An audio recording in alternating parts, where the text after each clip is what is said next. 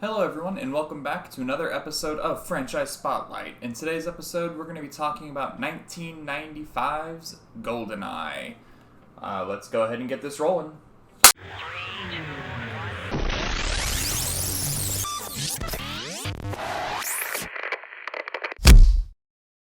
So, to give you guys a quick history recap on James Bond, every James Bond movie before Goldeneye was based off of a book that Ian Fleming wrote, similar to the movie titles, On Her Majesty's Secret Service, Dr. No, like all those titles were books written by Ian Fleming, who wrote the character and the stories that the movies are based off of. However, Goldeneye is the first James Bond movie that does not have a previous work to go off of. And this probably makes it really iconic, especially during the time, because it is, at that point, the first Bond movie that is completely original to the screenwriters and what they want to do with the movie, which I found to be a very neat fact about the movie, because I know that this is like one of the most iconic ones in the whole franchise. However, what's funny about this being completely original, it still does really feel like a James Bond film.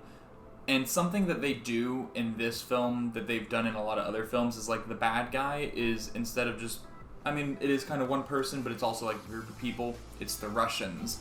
And I just feel like personally that whole gimmick of the Russians being the bad guys is not only overdone in a lot of the movies, but it's just kind of getting to be the same old, and it's just becoming very mundane. Especially if you look at the year 1995, the Cold War was over and the Soviet Union really wasn't. And to me, it feels like they're just, trying to milk the cow for everything that they can get. For me personally, with the Russians being the villains, it's not really working for me.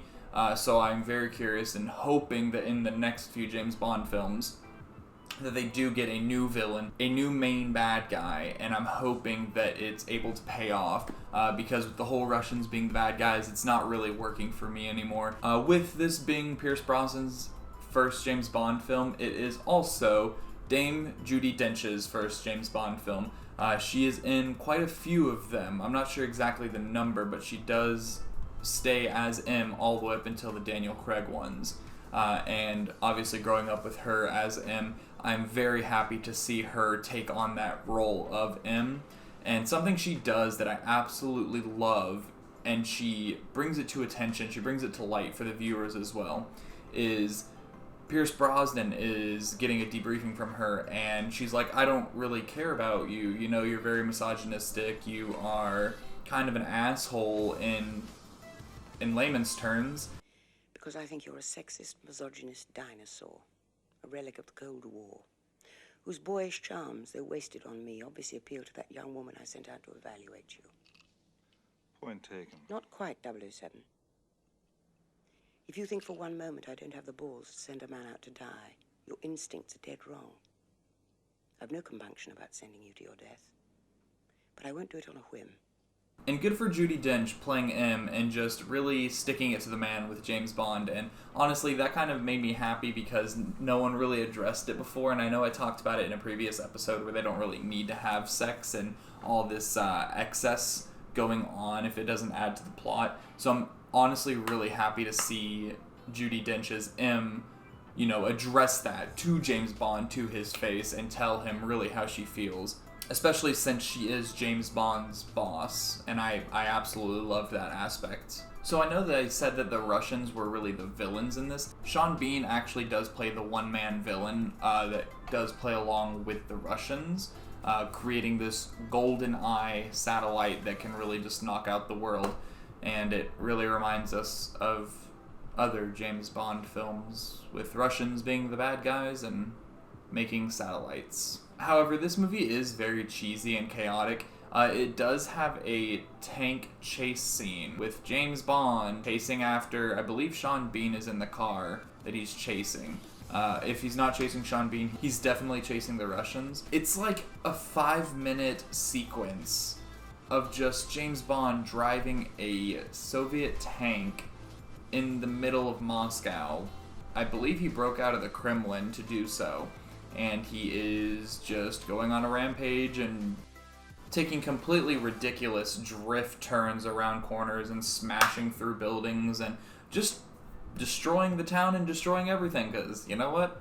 He's got a license to kill, so he does not care at all. But honestly, this movie did carry the darker tones left off by Timothy Dalton that they were trying to emulate with this one, and I don't think it necessarily worked with Pierce Brosnan's Bond, and it felt like that they were still trying to figure out the Bond and the type of Bond that he's going to play, whether he's going to be suave or if he's going to have that darker tone.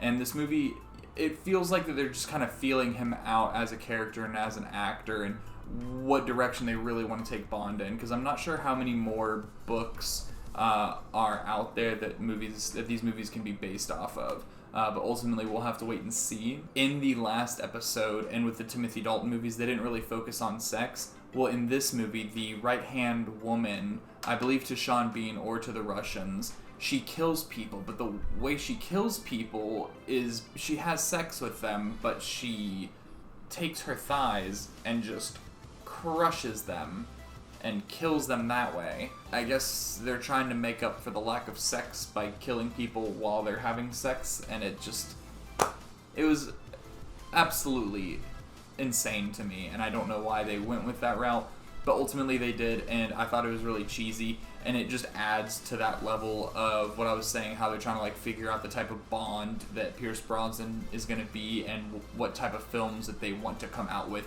because if you look at all the other Bonds, they kind of have like a similar trope to the movies and to the character style, and this one, it just seemed like that they were putting a lot of the previous Bond tropes all into one to see which ones would work and which ones wouldn't. And it's very fascinating to see how Pierce Brosnan was able to play those different tones and those different types, having like different quips and taking things more seriously. But ultimately, we'll have to wait and see kind of his progression as James Bond, and I'm curious to see which route they're really going to take with his character. But overall, I thoroughly enjoyed Goldeneye and all its cheesiness and all its campiness, if you will, and I can see why it's one of the more iconic ones, just because Dame Judi Dench comes in, and the old Q is still in there, and it's a new Pierce Brosnan, and it's in the 90s, so it's a lot. This is the first James Bond movie that a lot of people my age and people a little bit older than me grew up with, was the Pierce Brosnan movies, and I can see why this is definitely just one of the iconic ones. But ultimately, 4 stars. I liked it for what it was. And thank you everyone for watching. We'll see you next time.